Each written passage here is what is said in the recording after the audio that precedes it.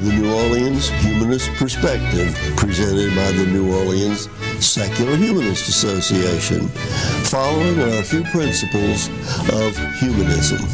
We're committed to the use of science and reason for understanding the universe and for solving human problems. We're skeptical of untested claims of knowledge, but we're open to new ideas. We are concerned with securing justice and fairness in society and in ending intolerance and discrimination. We are committed to the total separation of religion and government. We affirm humanism as a realistic alternative to the theologies of despair and the ideologies of violence. We reject the concept of an afterlife and believe in living a full and rewarding life here and now. We value and respect each individual's right to judge and lead their lives according to their own position, as long as it's respectful of other people, living in a free society. We hope you enjoy today's program and others in the weeks to follow.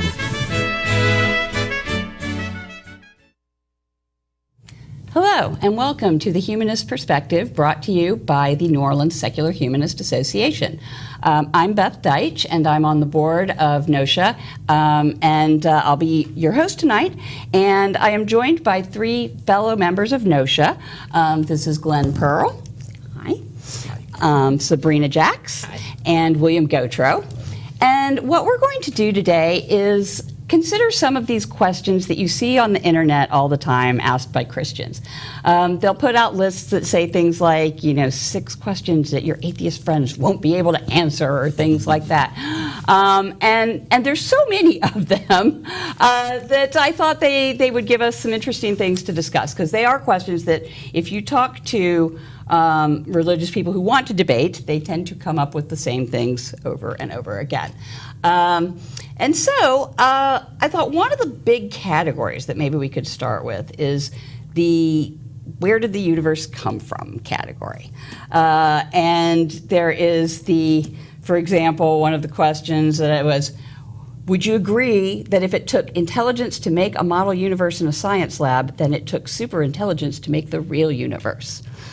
And if you say no, then so you believe nobody plus nothing equals everything. And if it takes an intelligent being to produce an encyclopedia, then would it not also take an intelligent being to produce the equivalent of 1,000 sets of an encyclopedia full of information, like in the first one-celled animal? So what are our response to those? Everything's complicated, so it should have been designed, must have been designed. Well, the problem with a lot of these questions are they basically show just a lack of fundamental understanding about science and about how science has attempted to not necessarily answer all these questions per se, but at least understand the universe in ways that we can understand it without having to introduce something like a supernatural cause or some sort of relationship to some sort of agency that did something. And so we're talking about billions and billions and billions of years of a process. Says you. Some of them say 6,000. Well, so there's young Earth creation. Again, deny science. If you look at the science and you Right. follow the science, it's there. It's not like they just simply came up with that. Right. It's been built on for several hundreds of years while we did those observations. Right. Well, and as you know, it's sort of like these questions, like they're trying to be logical. They're trying to, confront us with logic and out-logic us out of a scientific viewpoint. So it does seem that sort of scientific evidence should be fair game in that. But then they'll have were you there? Did you see it? The which? Were you there? That's what Hans thinks. Of course. When people say something happened however many billions of years ago, and he'll say, were you there? But a lot of this has to do with, like Glenn's saying, they don't understand basic science. They're trying to say, oh, well, if this happened, then this happened. But there's a lot of basic science that comes before that, and they don't understand that. Yeah, yeah. And so, by the way, my favorite thing for the were you there is yes. And then they'll say, no, you weren't. And I say, how do you know I wasn't? Because were you there? Right. It suddenly because shows I wasn't, I didn't see you. Well, it shows the faultiness, of, okay, if you weren't there, then I guess you can't say I wasn't. I didn't see you there at the beginning of everything. What do you say about this idea that something can't come from nothing? I hear that one a lot. Well, there but has to have there been- was something there. Exactly. They're bottom assuming line there is- was nothing, but there was something there before. Right. Whether it was a blob or science is not my forte, so. Right. But there was something there before. I mean, I do have some understanding of I think science. we think but- so. I'm not sure. We don't really know necessarily what happened before the Big Bang, do we?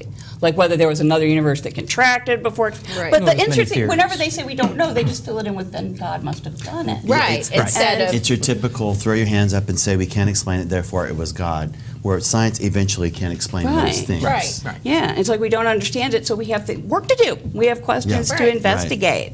And it seems like that just moves the problem one step further. Okay, then where did God come from? right. And if God could have always existed, then why couldn't the universe have always existed? Yeah, and I mean, you've gone around and around with Jerry. That doesn't seem to satisfy Well, a lot of these people. They really sort of can't get past when you look at something, like a clock, like a watch, like Mount Rushmore was one of the really I've heard stupid that one, yeah. questions we looked on yesterday. You can tell it had a designer. And the Earth is so much more complicated, and the universe is, like here was one, there's an estimated 100 to 400 billion stars in the Milky Way galaxy. The entire galaxy of stars rotates at a speed that allows them to complete a revolution every 250 million years, and they stay in place and rotate like a giant cosmic Ferris wheel. And what causes that to happen? Can you honestly say that a system so vast, complex, and orderly could have made itself? It didn't make itself. It evolved It into what it formed. is over the Right. billions of years. I mean, that is easy And to there's believe. a lot of processes involved there Correct. with how it keeps its rotation and how they're able to avoid each And other and how it all works because that's how it all evolved. And Yeah. obeying the laws of physics along the Right. way. And You can explain it with the laws of physics. Right. And Yeah. who was it? There's a famous quote from way back of was it whoever was coming up first with the heliocentric view of the universe, and some region asked him, well, where is God in your model? Galileo? And he said, I think Copernicus. That might have been Copernicus. He said, I had no need of that hypothesis. Basically, it works without it. oh, that's good. it might have been Bruno, actually. I'm Yeah, certain. yeah. Well, I also think the problem with just looking at something and saying it looks complicated, so someone must have designed it, is It's faulty. Yeah. Yeah. That's a fallacy known as argument from incredulity. Just because you don't believe that it didn't evolve that way doesn't mean that it didn't. Yeah. And again, what science does is it eliminates belief, it eliminates feeling, it eliminates emotion, and it looks at facts, and it narrows it down to, okay, what can we say is an observable fact about this that we're not going to introduce any kind of supposition or something underneath that. And as we discover facts along the way, we can add to our knowledge of how that came to be. We don't just throw our hands up and say, well, it was God, because we can't explain it. But eventually we can explain it better and better as we advance through the centuries and the millennia. Exactly. It was Newton, if I'm not mistaken, who said, I'm standing on the shoulders of giants. And yet, hundreds of years later, it was Einstein that actually improved upon Newton's theories of gravity to the point where we have a much better understanding of gravity now. That's what I don't understand. Did any of you ever get any kind of intelligent design thingy in school? No, surprisingly, I didn't. Because I don't understand how you even teach that as a because it seems to say don't question, don't ask questions. So how can that even be a start of inquiry? But the whole If you don't know, you just must accept that the reason you don't know is because only God can know, and we move on. And how is Yeah. that even educational? I never heard that before. I think that came after the 80s, the push for intelligent design and evolution that came after I graduated, I think. I mean, that's because- part of the moral majority and that whole Well, the movement. intelligent design movement came out of the creationist movement, Right. which suffered a loss in 1987 with the Louisiana Supreme Court decision. Okay.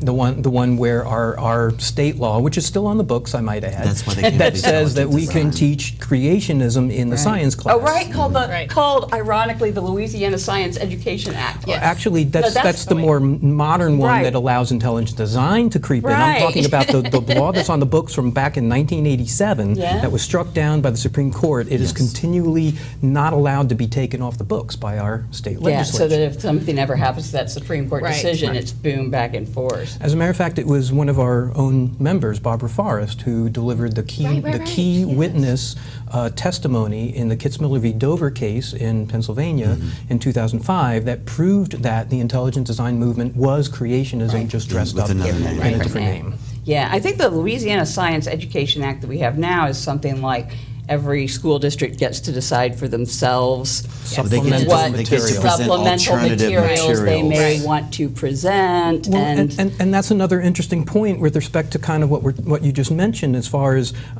effectively critical thinking and questioning. One of the arguments that's brought forth by the intelligent design proponents are we're trying to teach critical thinking about evolution when it's the exact opposite. Right. If they were going to teach critical thinking, we would examine evolution and we would find that evolution is supported by the evidence behind But it you don't for need a 150 law to years. encourage critical thinking, so it's just a ruse. Correct. I didn't understand evolution until I was in college. Yeah. I went to a Christian school, and then I was in high school in Alabama. yeah. Generally, And- before I'll have some kind of debate with somebody on something like this, I'll be, tell me how you think evolution works. Yeah. Because they often, I came across some questions that were just so stupid I didn't even begin to put them in here. Of the things like, why don't we see any crocoducks? And, why don't we see the half dog, half turkey? And because, why are there still monkeys? Right. Because they're just like, you so don't understand how this works, do you? And many of them have been given a caricature version Right. of evolution. But also, evolution says nothing about how the universe began. Correct. They seem to think that's part of it. And it's not. It's about speciation on an existing planet and in existing ecosystems. It doesn't claim to say anything about how the universe began or how all life began. That's another issue in science. Yeah. Right. Yeah. Well, and how life began, there's some theories. We don't know how the first DNA-based life began. Maybe it came from RNA world or whatever. But evolution is not applicable to that. Evolution only Right. happens after all of Let's that. say biogenesis. Right. Yeah, and I just don't understand. I've got to get some of those materials because I do not understand how you design a curriculum around you can't know. You leave facts out. Because that's what they say. You That's can't what it was. understand it because God did it. It's so complex. You can't know. So how can that be? We just didn't talk about it. Uh-huh. At least from what I can remember for I don't remember. middle school, We didn't talk just about didn't it. talk about it. We just didn't talk about evolution, and we just didn't really talk about like there was. Did you do there was a Christian biology? School. We did. Was it just a collection of facts? Absolutely. And it was boring as hell and hard. memorizing facts. That's why I never understood biology. Yeah, because and I still without- struggle with it because Without the framework. Right. Right. When you have a unifying framework, it all makes sense. It all fits together. And without that, if you're forbidden from considering the unifying framework, then it's got to just be a set of random, Yeah. unconnected facts.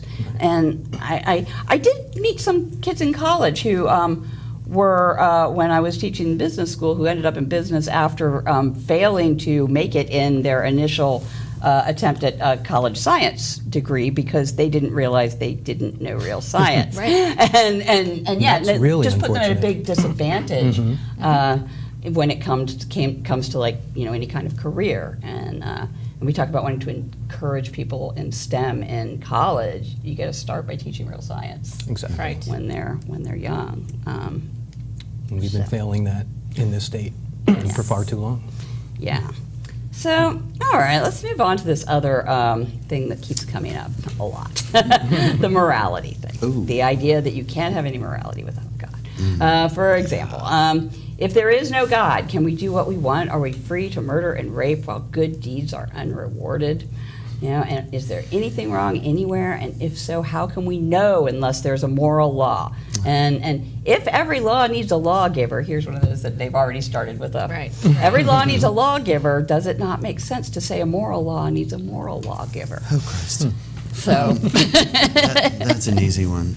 I mean, morality comes down to common sense. You know, it makes sense not to murder someone else, you know, to hurt someone else or to take someone else's possessions. And so morality comes from within. but people do steal. And why do we need laws then? Why do we need It's a laws? because- society. It's a society It's design. living Set in of a shared society. values. We have to make decisions about what's best for society, and some of those are going to be laws that are property rights and, you know, Yeah. Like not murdering each other is bad for society if we murder each other. But what are those based on? Well, we sit around, lawmakers sit around and discuss it using common sense and rationality and make laws. They don't crack open the Quran or the Bible or other holy books. They talk it out. Like like she's saying, what's beneficial to society, what's going to hurt society, and you make laws based on that. But it's about discussion and common sense and I feel like a lot of my morality is based on empathy. You know, and the idea that I know I don't want things stolen from me. I don't want to be murdered. So it's empathy and respect for other people's self-determination. You know, Yes. so I'm not going to take someone else's life or possessions or whatever. That would not be respecting their right to be a self-determined, autonomous. it's very human being. commonsensical. Well, ultimately, I suppose the proverbial golden rule, which, as we generally know, predated the Bible itself, and basically just simply means, you know, treat others how you would like to be treated.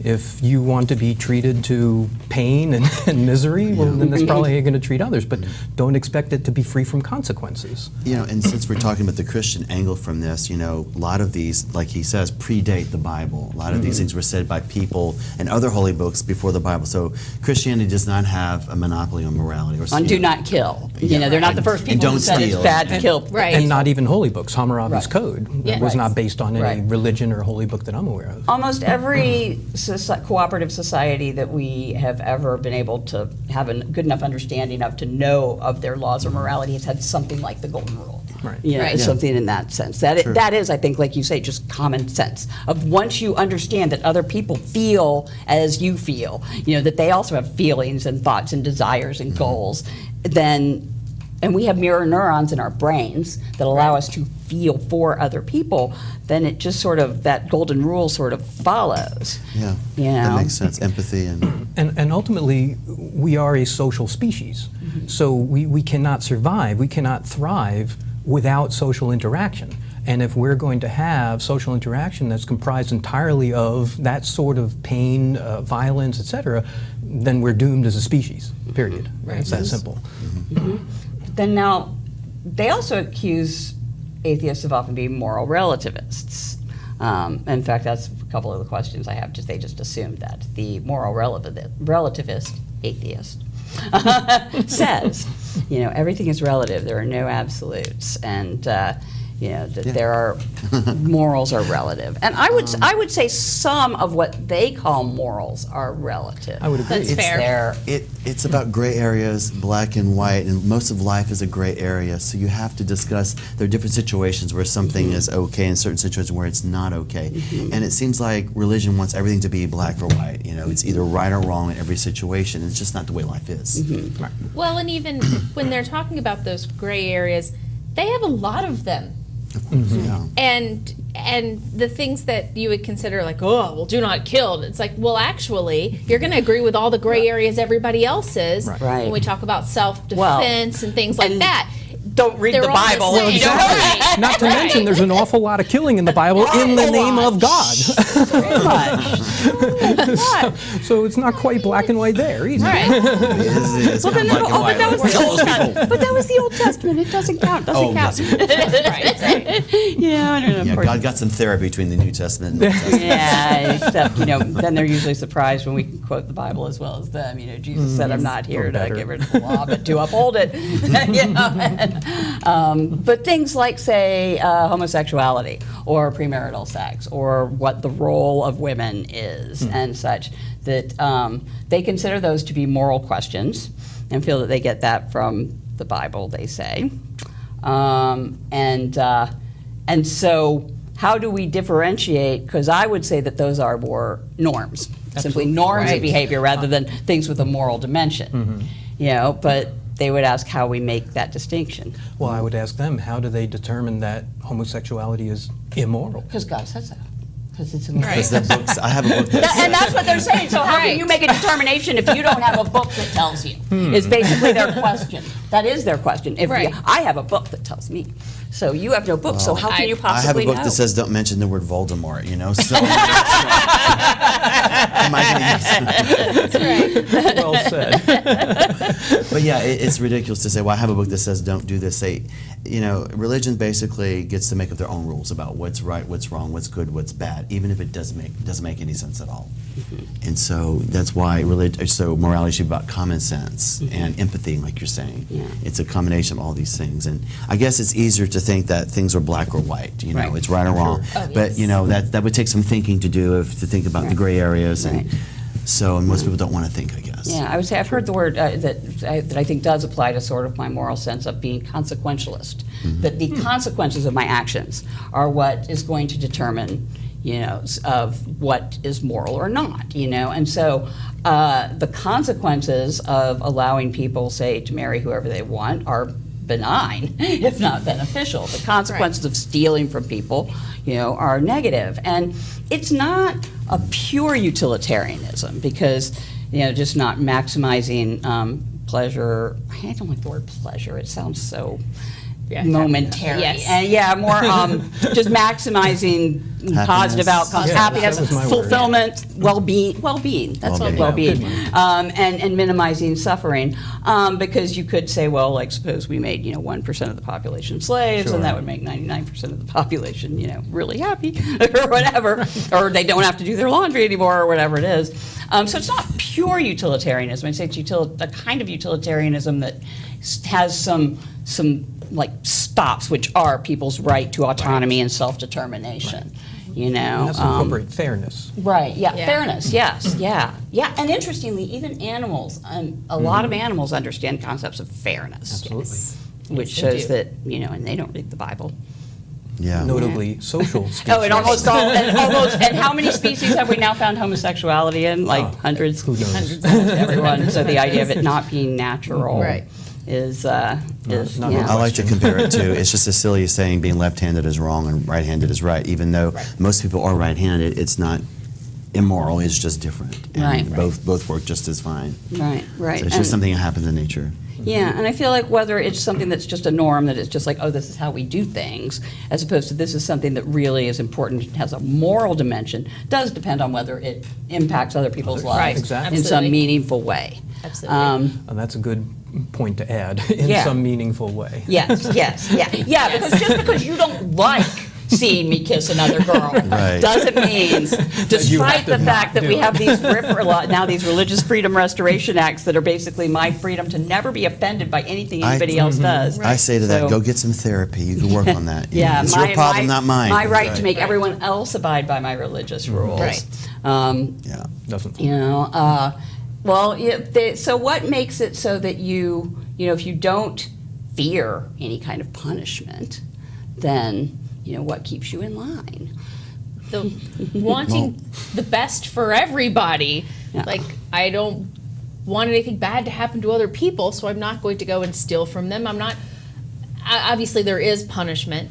There are laws. There are laws. Yeah. True. But I think for most people, there are things that we don't do because they're illegal, like driving super fast, that we might do otherwise somewhat. But you're gonna look at me because he sees me right. speed all the time. I am also guilty. You don't go that But fast. like when No, yeah, but sorry, there's because still a you're level going 80. where you have to think like how fast I'm driving is a danger to other people. Right, yeah. Right. So there's still a limit, like even if I could drive as fast as I wanted, Right. I wouldn't, because there's a danger not just to myself but to others. Right. Or just And I may speed on the interstate, but I'm not going to speed through somebody's Right. neighborhood, right? Right, right. Yeah, and it's But cool, so. but also there are laws in place that can deter you from breaking those laws. There Like, are. do you want to risk getting a speeding ticket, for Right, example? right. Yeah. Well, the biologist in me kind of wants to also add, kind of going back to what you were saying, that we have observed a sense of fairness and a sense of sharing and kind of egalitarianism in other animal species, social species like certain monkey groups that we've been observing. And I will say, Dogs too. And dogs, I love yeah. that. And I will suggest that some of those things are hardwired in much the same way that we're hardwired to want religion for the majority of us. It is just how that's another one it is, that we get. well, we'll save that for the next show. But it is how we evolved, and again goes directly towards the fact that we are social species, and so it is the individual who's going to take steps to work together with the rest of the species is more likely to survive and pass that individual's genes along than somebody Right. who's working towards the detriment of the species and doing something difficult, which we would consider now as immoral or some other unethical type of behavior. Right. Yeah, it did have survival value to be ethical and care about other people's feelings. Especially in the early days, we Right. could not have survived Right. without that kind of cooperation amongst humans. Right. Yeah. Early in our That's a good history, point, to be shunned by your tribe was basically a death sentence. Exactly. Right. Yeah. Oh God, that was something that you reminded me, and then it just like flew out of my head again. Of I don't know. So sorry. Yeah. Of. I'm not going to get it back. I'm not going to get it back. Something about our morals evolving. Although I guess again, if they don't accept evolution, they don't accept then they're stuck. evolutionary explanations for the origin of morality as morals. well. It's hard to think. Now I remember what I was about. There are in psychology. There's Lawrence Kohlberg, several decades ago, did levels of moral development, and it's the lowest level of moral development, kind of the toddler level, to just be focused on reward and punishment. Right. And so, further advancement, our thinking of the next level is the idea that rules as a whole help society work best, and so you should follow rules because rules are good. And then to the highest level, where you actually consider your consequences and the ethical implications. Right. And so it seems that they want to remain in the lowest level of moral reasoning to not have to really go on with Childlike, it. being told. Some of those studies with it, if I remember, were looking at people who were adults who were staying in level 1, level 2 kind of situations because they would do the things like your wife needs the expensive drug and the pharmacist won't sell it to you, but she'll die. Do you break in and steal it? Sort of situation, and people have to decide. And it was factored with level of education, which also correlates with religious intent. And I think that kind of goes into it where I don't think we're teaching kids to think.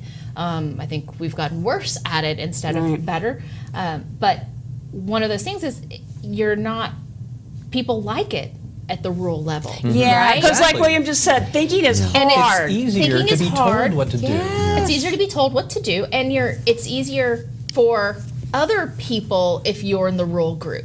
Yeah. Right? True. Because you know Right. They don't exactly have to how they're think. going to act, and you don't have to think about how they're going to We're act. predictable. And if you need them to do something, you just make a rule. And unfortunately, we are just about running out of time here.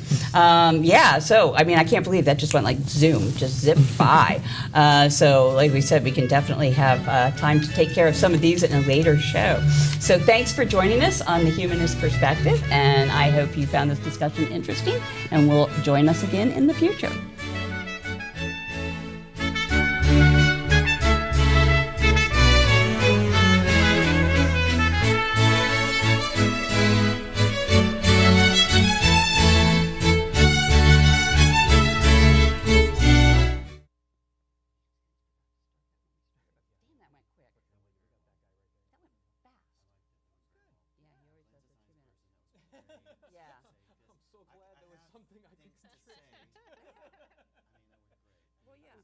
Well, you asked me that on the plane. He was like, he said sort of like, what we were in our areas of expertise. I'm like, well,